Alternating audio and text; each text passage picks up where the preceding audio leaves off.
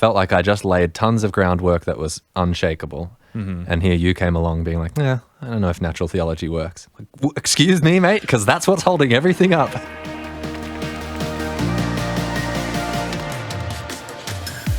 Well, welcome back to Open to Truth, a podcast all about exploring big ideas and discovering truth together.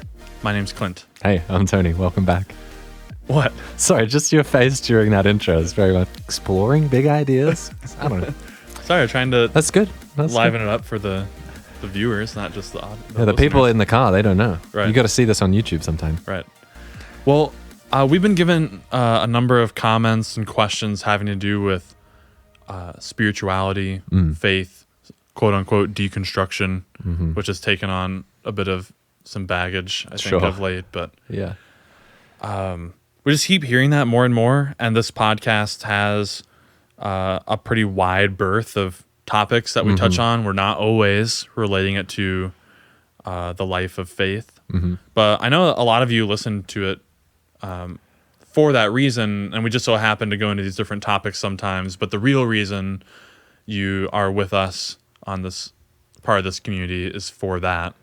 Yeah, or because you have started in some small corner of your worldview, you've started examining your beliefs a little more closely and turning the gem on them a little bit and figuring out why, okay, this bit of mental furniture has been chilling in my mind, in my heart, influencing my behavior and decisions for however many years. Why is this here? How did this get here? Do I have good reasons for believing this? And certainly if you come from a tradition, like a religious tradition, or whether it's Christianity or Catholicism, something like that, those have probably been instilled from a young age, and then it turning over those rocks can have huge implications for how the rest of the mental furniture is structured. And definitely on the big questions that relate to like meaning of life, existence of God, what are we actually here for? If you start to find the foundation to be less certain than you thought, it can be really distressing, actually, to do that sort of self-inventory and exploration, rather.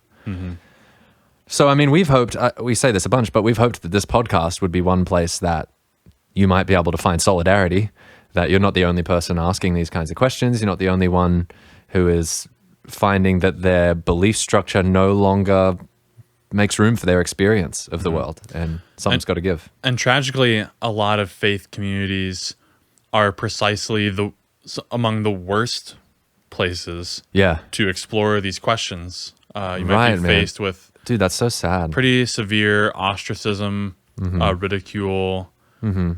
Just have faith, just believe. It's the enemy trying to attack you. Now, I will say, I hope that if you would have someone in your life who might have the maturity to applaud you for some of your doubts and enter into conversations with you, but it's not even clear who those people might be in your life at first. Like, there's sort of this feeling out that can happen. How safe is this person for me to really tell them what I think or ask these questions? How have you been doing that of late? What does that look like for you now? What's that dance you go through to see if someone... It's funny, actually. Can take on your questions. It's funny, if you guys are listening to this, you'll know I'm talking about you, but I had a conversation even recently where it was clear a couple of people who have been listening to this show and have questions about theology and deconstruction and whatnot were trying to get a feel from me of like, how safe am I? I don't think they knew exactly where I stand. And because you work at a church. I work at a church, yes. And have grown up in the church, and I've swung, I mean, the theological spectrum, I'm pretty familiar with most of it in terms of, I would have said I occupied some place on that spectrum throughout my life. So from hardcore Reformed, like Calvinistic, all the way through to Universalist, I've explored it all and flirted with it all, you know. But I'm not super upfront about exactly how I've come to think about certain things necessarily these days. And so there's some feeling out that needs to happen. And for us in this conversation, it ended up being, I dropped a name, an author's name, Richard Rohr. And that was an indicator that like, oh, okay, he's familiar with you know him. Okay. Oh, you know about Richard Rohr. Okay, all right. I guess we can talk to you then. That's interesting. But yeah, it is interesting that you would hope that the church would be a place. I mean, okay. If in the church, what we're trying to do is talk about matters of utmost importance, what matters most? And for many of us, the answer is like Jesus and the implications of his life, teachings, death, ministry, resurrection, whether or not God exists, how you should orient yourself in the world. Those are like the big questions. And it's sad that there's some questions it seems like you're not allowed to ask in the church. Like for example, if we think that this Bible, this collection of books, this is what all our teaching is based on, and when a guest walks through the door, they're handed an NIV Bible, a particular translation, a particular canon, selection of books, and it would be nice if we felt like we had total freedom to ask, how did we get this collection of books, and why do we think this is inspired, and why do we think it's authoritative, and who decided the canon was closed, and all of that. Those are legitimate questions that you should ask, I think.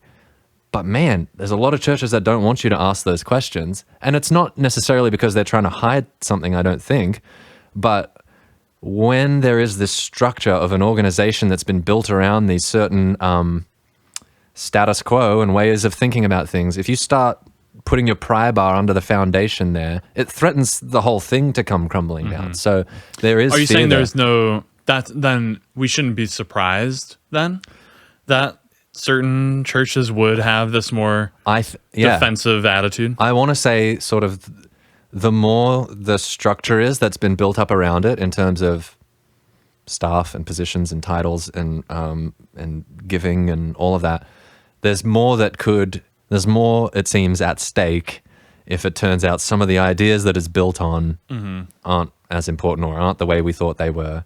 So that there's interest in preserving the status quo to keep the whole thing going. Wow, interesting. I kind of... You don't have that intuition? No, you're right. I think that does play into it. My mind more went to less like the structural external things, but more of the internal. That it's a threat. Like, you're walking on thin ice by asking that question theologically. Yes. Like you've stepped out into a part of the lake that is a little bit more prone to cracking. We've seen people fall through it before. We don't want you to be the next one. Like a fear of you walking away from the faith. Yeah. And again, and so what's interesting there, which just makes the whole thing just complicated, is I think a lot of times, maybe, it's born out of a genuine desire for you, the questioner. Like on my part, I do not want something bad to befall you. Yeah. Don't ask too many questions or you might walk away, end up unsaved, and go to hell. So best to avoid that. Just tamp your questions down, keep them to yourself. Interesting. And that sometimes, a lot of times, I would think that those same people are kind of running this calculus of, I'm not sure if you're saved anymore. Yep. You know? That's right. By what you've just said. That's right. Certain sentences can suddenly change the way people look at you. Yeah, very easily. I think I might be botching this, but I think in politics, or is it politics or just culture? There's this thing called the Overton window, which is, I think it's meant to refer to the range of acceptable questions or topics in perfect in polite society, let's say. Yeah. And so when something goes out, it's interesting what things are outside of the window and how it shifts over time. Yeah. So like I think what sometimes that's used in politics is something that would have been considered liberal or democratic 10 years ago is now in the middle. Yeah. So the Overton window has shifted. Yeah. I think there has been a shift of the religious Overton window on questioning. Questioning is being encouraged more. I see that trend. And we've whitelisted some questions you're allowed to ask now. Yes. In most churches, and it's prized as, we're a church that asks questions. So is Genesis 1 literal or not? Yeah. So like, oh man, we're getting deep and asking the big questions. Whereas I don't think that would have been the case 50 years ago. Fair enough. And now we are, which is good. You should be able to ask that. Absolutely. But that is like, that to me is like a token evidence. Like we're a church that asks questions but there are still some that are outside the window. you just can't. Yep. And I get it. Couldn't we all still be Jesus followers and Christians if I didn't believe in Trinity? Yeah. Or what does it look like to be a Jesus follower and not think Jesus is God? Does that still work? Right. And like you can't ask. Don't even ask that. No. Don't even think it. I'm upset you just asked it. or at the very least that the question would be entertained. Yeah. In any robust way in a long conversation and be like, oh no, that's just not the teaching of the church. Right. Oh. Well, going back to the window thing and people looking at you differently, I understand like our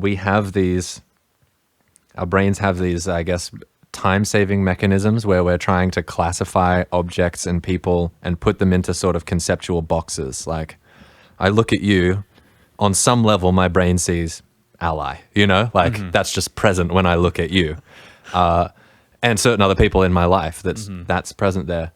And then there's other people, I would look at them and something goes off and says threat, something about them or the idea, the language they've used, the whatever it is, they suddenly are outside my box of safe. I understand you and you've just proven yourself to be more complex than I thought. I think there's something similar that happens in these theological conversations where we're all on the same page and we think we know which box the other person is in, Team Jesus and yes, a fellow brother in Christ and all that. And then you ask a question that's outside that window and it's like suddenly you're seen as an outsider or not quite sure if you're on Team Jesus anymore, not sure if I can view you as an ally, not sure if you're safe. And I do think it has to do with... What is that? Why does that shift in some people? I think it has to do with complexity, recognizing, like, when I put you in a box, I'm doing that to simplify our interaction. I'm taking a bunch of stuff about you for granted that I don't have to think about because I know he's in the Christian box. So I can assume he believes in the authority of Scripture, and I can assume he believes in X, Y, Z, whatever happens to be. And when it's jarring when you go outside those bounds, you are suddenly showing yourself to be more complex than I thought, which demands more from me to interact with you. And it potentially highlights that things are more complex than I have allowed myself to appreciate.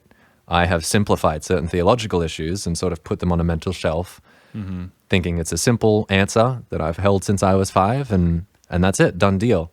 And to be confronted with the true complexity of this experience we're all having is, it can be distressing for sure. So I don't know if you've felt that. I mean, you've had some pretty difficult conversations, at least in the last few years, with people who would think pretty differently than you on stuff. Have you seen this, where you see the way they look at you change? Yeah, absolutely. You can see it in the countenance. There's just something that changes. An energetic shift. Yeah, a number of times, particularly when I first came on staff at a church, I was coming from academia, taught at a university for a couple years as like an instructor. I'm not a professor yet. I was trying to earn my doctorate, and they let you teach classes. And in that setting, clarity, forthrightness, bluntness, even to try to get at what's the heart of the matter for this philosophical topic. Let's not beat around the bush. Right. Let's get right to it. And here's the claim, and here's the evidence, and let's assess it on its merits. And come what may, let truth reign. Is at least in principle like the spirit of the university and the philosophical project. I don't know if it's always that way in the church. Maybe there are some out there that are doing that, and maybe it's good that it's not. I'm still trying to work that out, what the norms are for church world, and if they're equally good as this other venue of university. But in church land and meeting with people, I got burned a ton when I first started doing pastoral work because I brought that academia attitude, like complete forthrightness. Well, these are the problems with penal substitution, and I get why someone might think of it this way, but here's this, and this, and they're like, what? They would have. I think some folks would have like equated that with, well, that's just the gospel. Are you against the gospel? Right. Oh no. And I just got into the weeds. I guess. Just that it's more complex than. Yeah. Or that, and then I think that role of them seeing you as their pastor and that level of influence that they are ready to give you in their life. Yep. They are more wary of doing that if you say something. Or if you express uncertainty about something. Right. Yeah. And so they just become a bit more leery, I Yep. suppose. Whereas that wouldn't really happen with your professor. Yeah. You might just think, oh, that's crazy, Professor Clint. He has this weird idea, but I like him as a teacher and I learned a lot. Yeah. You know? Yeah, right. And so there was never really a huge cost, at least while I was there, for presenting a number of different ideas in a classroom. Right. But there assuredly is at In the a church. Yeah. Part of that, I think, has to do with a statement of faith. Mm-hmm. I mean, there's a list of beliefs at a church that apparently to be at least be a member or be on staff and probably attend. I mean, it's a little bit bizarre, in my opinion, to like attend a church where you would disagree with most of the statement of faith.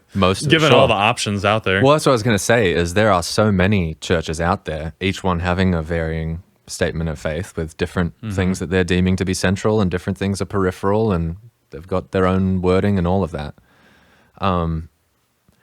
So I'm wondering, but to your point, I've seen it happen in real time. The face changes when I let slip some little when you show comment. your true colors a little bit too much. Yeah, I mentioned earlier that, I'm not completely forthright about how I think about things. Like I'm not volunteering. And just to be clear, like a true color doesn't mean like I think the opposite of some traditional, widely held Christian view. Right. It would be maybe expressing uncertainty. Right. I don't know for sure if that's the case, and that alone, that's enough. Just remaining agnostic about an issue might be enough to blow someone's boxes open. Yeah. So I mentioned, you just talked about forthrightness and being used to that in academia. One thing to consider, I think, as well, and if you're on this deconstruction journey, maybe you've run into this where you've got now friends, peers, family that aren't on this journey with you or aren't at the same maybe stage and aren't willing to go there with you. And there can be a frustration in that where, like, for example, when my thinking on a particular issue has really changed, there's a temptation to get up and let's do a sermon series on this brand new idea, this new way of thinking about it that I'm excited about and whatever. And there's a question of wisdom there of, are they ready to hear it?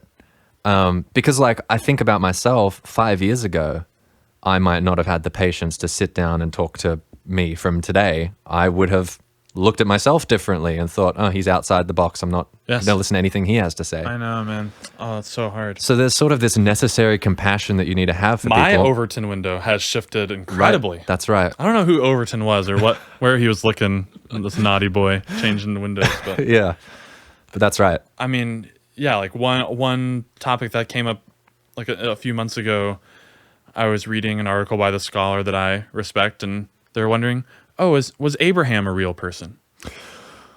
Which that's a question we need to ask now. Well, I just didn't. I wouldn't even have considered that within the ballpark of a question you would ask 10 years ago. Like, of course he is. Yeah, dude, it's in there. Yeah, right.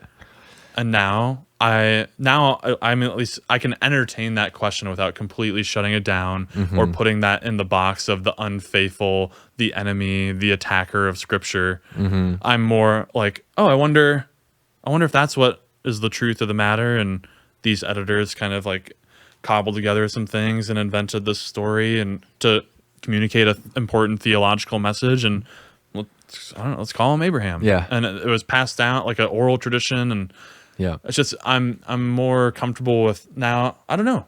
Maybe he was real. Yeah. Maybe not. Yeah. But that I've found space to still feel like I have a vibrant faith and commitment to our God as rescuer. Whereas I wouldn't have been able to even take on that worry. Yeah, exactly, man. So finding people that have your same window. Yeah, some overlap in your window. I would say, dude, that even if we can let's just keep using the window analogy throughout. It's working, yeah. That I wonder how similar yours and I's are. I mean, Yeah. I think we sometimes stumble across areas where we're like, what? Oh, yeah, yeah, totally, man. Yeah. Yeah. So I don't think there's a guarantee that you'll ever find a community where you all have the same exact, Right. but maybe within some right. ballpark. Yeah. That's interesting because I've been thinking about what does community look like for someone who's going through deconstruction? And I don't think that it's like, it's not as though you and I have arrived on the other side of deconstruction No. with now an untouchable worldview that then we need to present to people the right way of thinking about things. Instead, there is sort of this dance that we've entered into, a way of thinking about the world and interacting with ideas that we've started to take on, a practice of de and reconstruction that's sort of continually ongoing. And maybe the community, if there was to be one built around deconstruction, would be more around these kinds of conversations, and less about finding a community that perfectly matches your window in this moment, and instead find a community of people who get that there's a window that moves over time and is willing to talk about how they see things, you know? Because you and I have been imagining, like, what if we were going to plant a church campus or something? Yeah. How would it be different? What would we do differently? And I have a soft spot for people who are going through this kind of thing. I would love to be part of a church or, you know, plant a church Yeah. that welcomed the deconstructing person and created space for that whole journey. I almost hate to talk about it as a journey, only because it implies like that I went through it and now I'm I know. Yeah. I'm What's done the with the language journey, for that? or that you're more advanced if you're further along the journey or something. I don't really like thinking about it like I that. know. More like a, I don't know what the right analogy is, but I'm trying to refer to change over time, but Now this is an overused church word that may come in handy yet again, and that's season. You've season been in the season longer of deconstructing. could be. Yeah. Let's just linger there for a moment. This word, Yeah. deconstruction. I know we did a whole episode on it and like different metaphors to understand it, but I think it just deserves kind of coming back to every once in a while and just make sure is that the right word to be using. I know, like, for example, it's been picking up a lot of steam in the broader Christendom community. Like, I would say at this point, most evangelical Christians are like kind of aware of that term and are worried about it. Right? We don't. I saw like the Gospel Coalition put out this article, like how like a bunch of young people are going through deconstruction and losing their faith or something, and implying that a lot of times this road leads to agnosticism or atheism, or that it maybe necessarily leads there. Do you find that term to be helpful, or like? Yeah, I do. Well, in that we're not calling it destruction. I think about one of the most useful analogies, I think, is like a Jenga tower. There is this building of beliefs that I've been constructing, and I'm always constructing. And at a certain point, I'm starting to deconstruct, take some off, and go back a little bit, find a bedrock that I'm comfortable starting from where I don't need to pull bricks further down. But maybe I go right down to the foundation. Maybe I start with what am I and what is consciousness, Right. and I don't know how far you go. And then reconstruction as well. I'm not totally devoid of beliefs. I believe some things, about the world. And it's not just wanton smashing of tradition. It's not just like, forget all of that, throw it all out, start from scratch. It's like, I want to carefully examine each belief that is held and that is shaping my behavior in the world. Do you think there are different, just to use that Jenga tower metaphor, are there different ways that deconstruction looks? So like, I mean, almost of course, but I'm just wondering, does anyone actually do this to the tower and then just start looking at the bottom blocks and then build up? Does that really happen that often? I don't think that's how it happens. I felt like for you and I don't mean to put words in your mouth, but it was more like, here's this tower. It probably was not as straight and nice as when it first comes out of the box, but I started to tinker Yeah. with certain bits, And then there was this more like stripping down Yeah. to the basics and then building. Yeah. It was not for me this like push it all aside. No.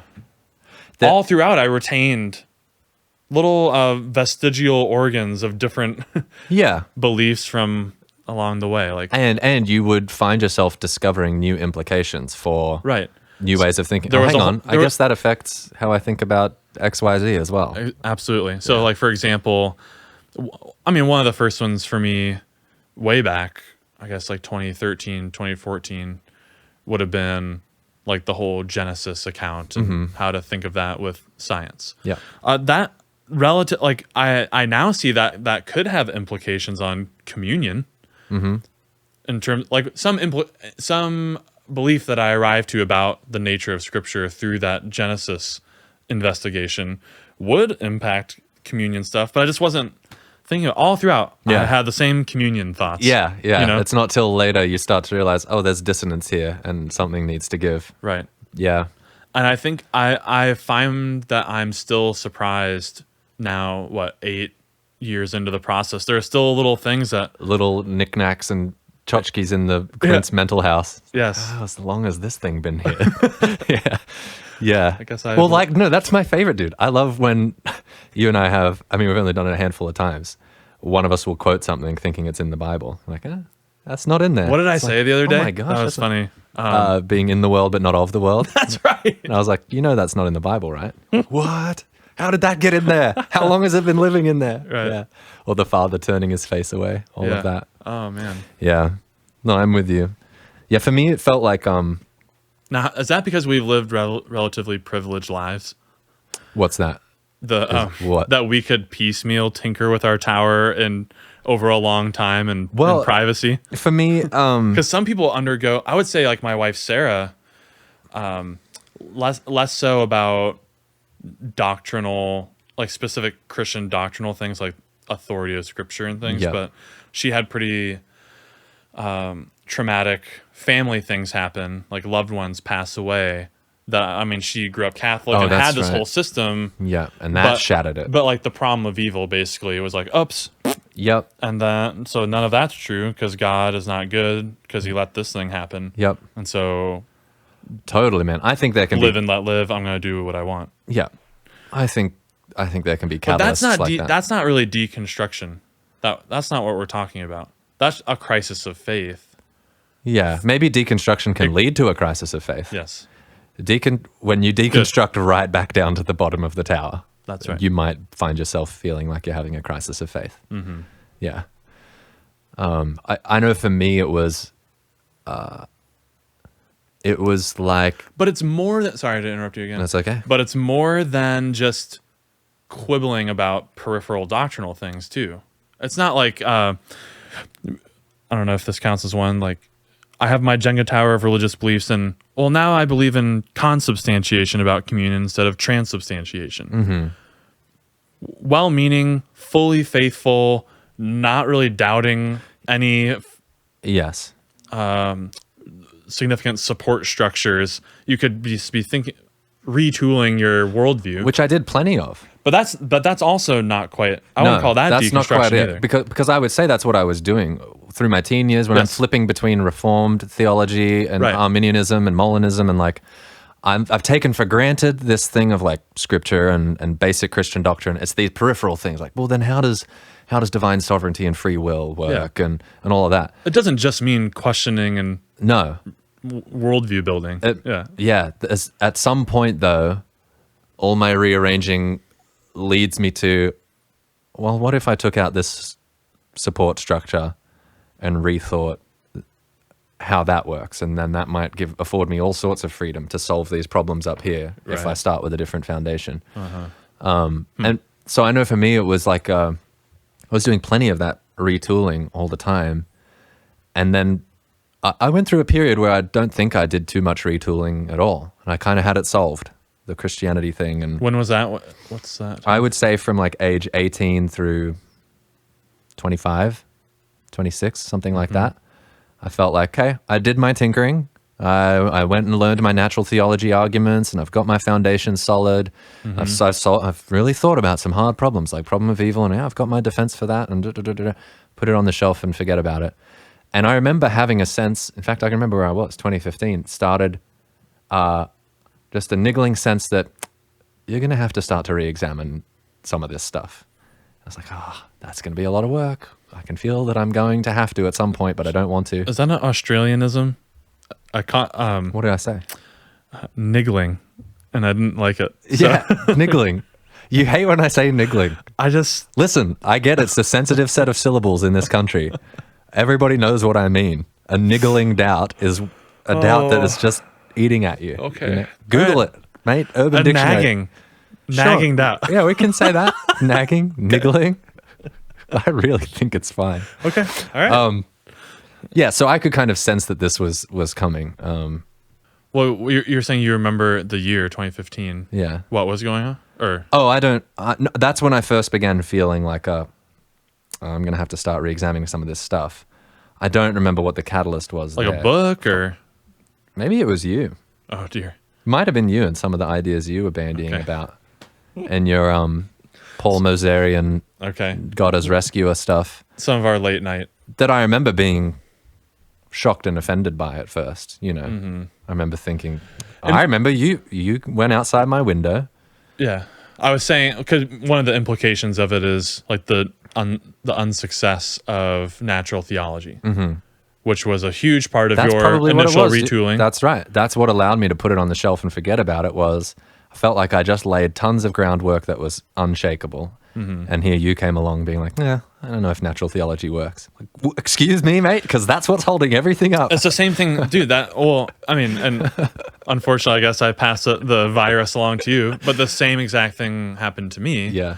Coming out of seminary, like I studied under these guys. Yeah. William Lane Craig taught at Talbot and J.P. Moreland. It's like the bastion of Christian apologetics, Yeah, Biola University. Yeah. And then, so I just thought, like, all well-meaning, well-intentioned, godly people are on board with this. I'm in the company of saints. And then I get to Loyola and Paul Moser, who I've heard of him, and he came to speak at Biola for different conferences. But he comes in, and one of his whole shticks is, oh yeah, like none of those arguments work, and there's a whole different way, epistemology of God that we should all be focused on. Well, and it just so paradigm shattering. and that's not like even I wouldn't even call that a pillar of my of most people's faiths maybe, but it was Right. it was central enough, or it had it was load bearing for me. I had clad it in the armor of God in Yeah. a way. I had maybe put him in the support Yeah. place that he wasn't supposed That's to. right. The project of natural theology. Yep. It's my bastion against the enemy, the world, or the secular Yep. arguments that are trying to push doubt it down. in general. Doubt in general. For me, it was a vaccine against doubt. That's why I Yes. loved natural theology. And then, so here's this like incredibly smart guy. He's my advisor. Like he's a position of respect in my life. And he just has really good arguments and ideas about this that are contra what I was taught the whole time. And he loves Jesus and is like, he's Right. he's not just a heretic. It totally shattered my Overton window. Yeah. Yeah. That's so interesting. But in a way that it's interesting, man. I must have been close. It must have been like maybe right on the outskirts of what was acceptable because I still heard it Yep. and entertained it. Right. You It was didn't right on the border. you didn't reject him as heretic. Right. Forget what he has to say. Yeah, that's interesting. Whereas man. I might have if it was like, I don't know, a Buddhist guy had come in and said that. Yeah. No, who cares what he says? Of course you would think that. Yeah. Man. And so I wonder too, kind of back to our like, who do you trust and how to have conversations. For me, a thing I've been thinking about recently is where am I on this person's Overton window?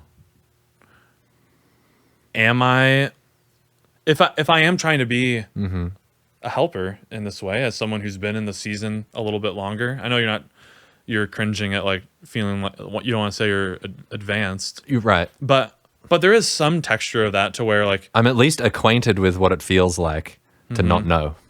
you're someone who's in the swimming pool and you're Yeah. like, no, the water is fine. Yeah. And that person hasn't jumped in yet. Yeah. Let's say. Yeah, sure. That they're just as good a swimmer. Yeah. Yeah. It's just that they don't know what it feels like. Great. I love that. Yeah. Okay. That's helpful. Yep. So I just wonder that takes some pastoral, if you will, I don't know if you will, Holy will. Spirit discerning I'll allow of it. where am I? Am I on the border? Am I outside it? And I probably should keep my mouth shut. Like then. putting yourself in their shoes. How are they going to see me? What's their boundary for acceptable? Like willing to hear what I have to say, and how can I talk about these things in a way that maintains relationship, maybe nudges the needle. I don't want to be dishonest about what I think, but maybe I don't lay out everything right away in order to keep the channel of communication open, something like that. Right. Which is funny because that's the exact way that like evangelical Christians would talk about evangelizing. It's like keep the conversation, be their friend, relationship, all of that, and then gradually nudge them towards this new way of thinking or whatever it happens I think to the be. sociological principle. It still applies. Yes. Yeah. You need whoever it is to be willing to listen to you. Yeah. But in this case, it's almost it's not just relational. It's knowing. Because here's what's tricky. Oh man, so there's a few particular examples from church world where I felt like I had really good relational rapport, and like we had a lot of the same interests. We were both interested in philosophy pretty deeply, but so all that was cooking, and we're right there. It seems like you could talk about anything, but my beliefs at the time were outside of his window of acceptable belief. So I'm talking just on the intellectual level. Yeah. I mean, you might jive with, you can talk about the NBA all day and what the best places to eat around town are, but then you let slip something like, oh, I'm not sure that, I don't know, the story of Noah is exactly how it went down. Then all of that might be thrown out the window, that you had that rapport. Yep. And it's, oh my gosh, that view is so far outside. And it breaks fellowship. So knowing where you are on that can be tough to do, tough to know. Yeah. But maybe that's a different episode, but wondering what things are worth breaking fellowship over. I guess that's different for everybody. What the straw that breaks their camel's back, is going to be different. Just like we were saying with the different denominations, what's considered central and, a deal breaker just changes for everyone. And I'm not, so I should be clear. It's not as though I'm enlightened and that my Overton window has encompassed the whole spectrum and I can take on all ideas. Oh, right. There are some, like particularly in politics, where there are some things that get said that I can't even really entertain it. Yeah. It's just so beyond the ken for me that I'll hear it but I'm not going to take it seriously. No, you'll have some like prominent feminists, let's say something like all intercourse is rape. Right. Okay. I know some people hold that. Some people have that in their Overton window and can entertain it and get into big dialogue about it. Outside your window. It's outside mine right now. I'm sure there are other things like that, It's just really hard for me to onboard. Yeah. Yeah. One of the things I found difficult and painful through this is the asymmetry between willingness to maintain fellowship. Like I found for myself, my view of what exactly counts as the kingdom of God is much larger much broader and wider than it was 10 years ago. And so in terms of like who I count as brother, that's a much bigger list than it has ever been. But that's not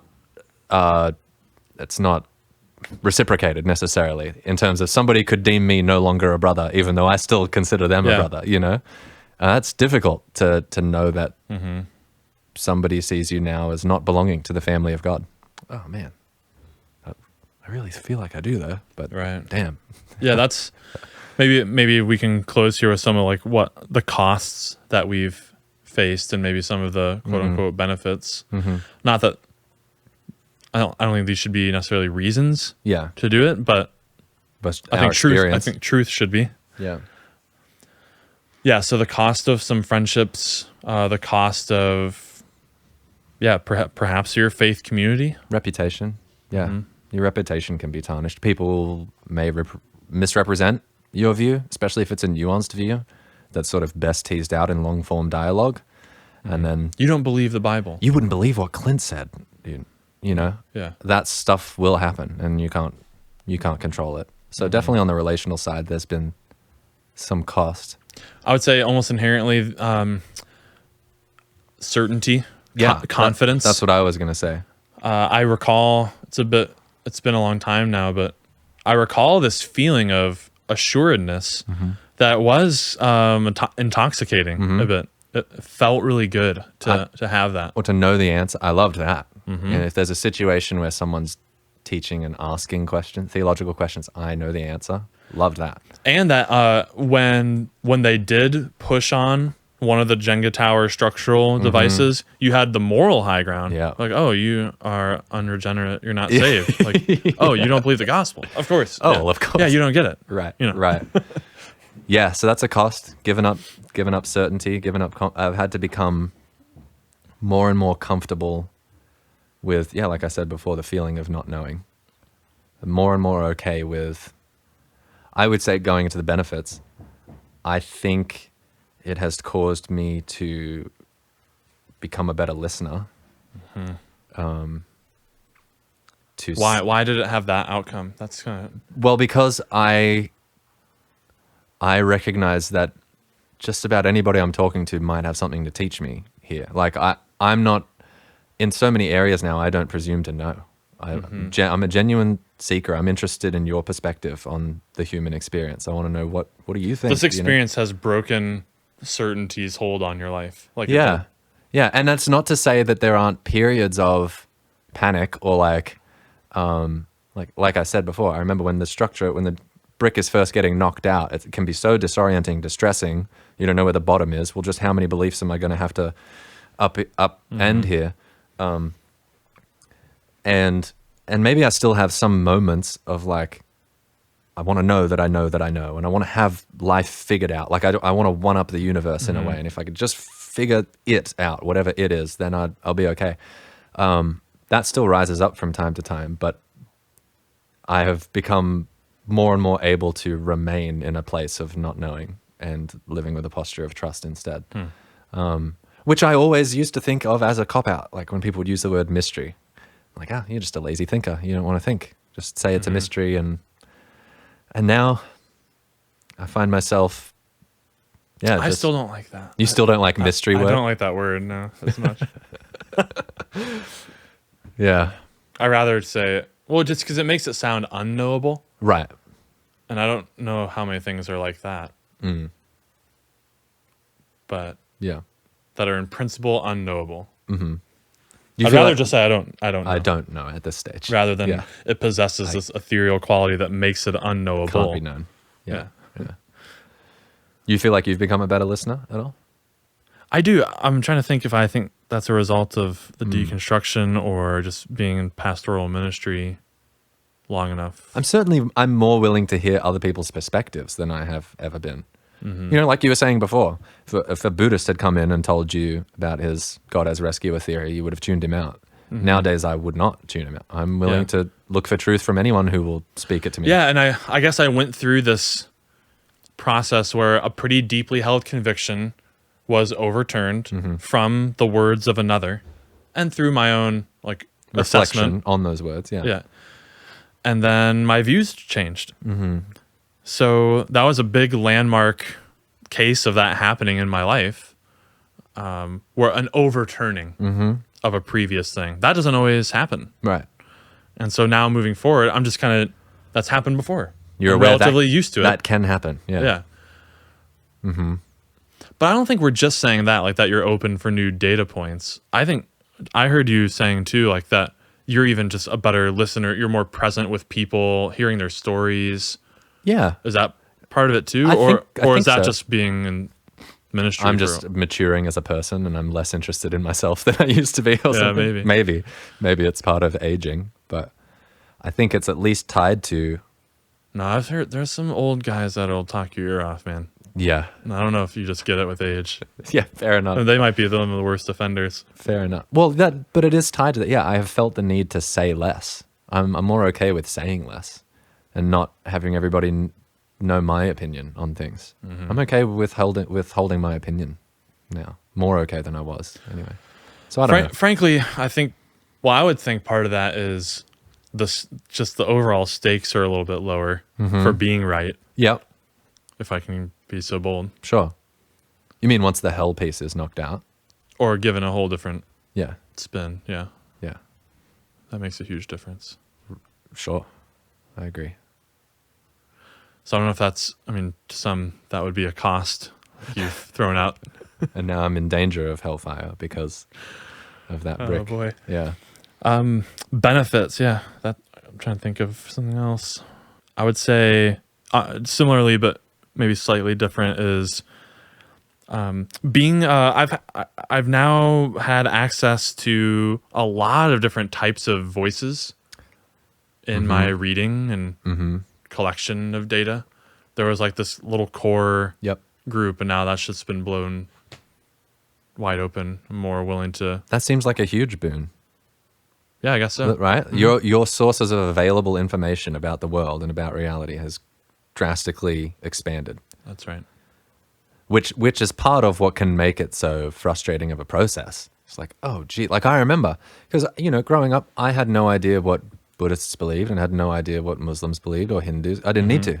I have the answer. Right. I already know. So don't even bother waste time figuring out what they think.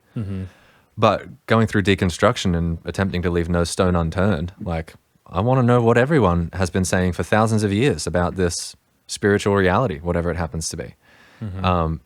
And having that many voices is what would result in feeling overwhelmed by, oh my gosh, there's so many conflicting views out here about how it can be. How can I ever sift through it all? But maybe that's just, I found that I needed to take breaks. I don't know if you did. There were periods where it's like, I'm reading too much. I'm thinking about this all the time. Yes. I need to just listen to Hamish and Andy and not engage on any of this. Comedy that's podcast. Yeah. a comedy Australian duo. Just something that's sort of mindless, a little less dire until I'm ready, until my curiosity is the main thing driving me and not like an anxiety. Yeah. That's really good. Good. I think we should end it while it's on a high point, like we're rolling. So keep you wanting more. Sure. Stay curious. Yeah. That's what we say.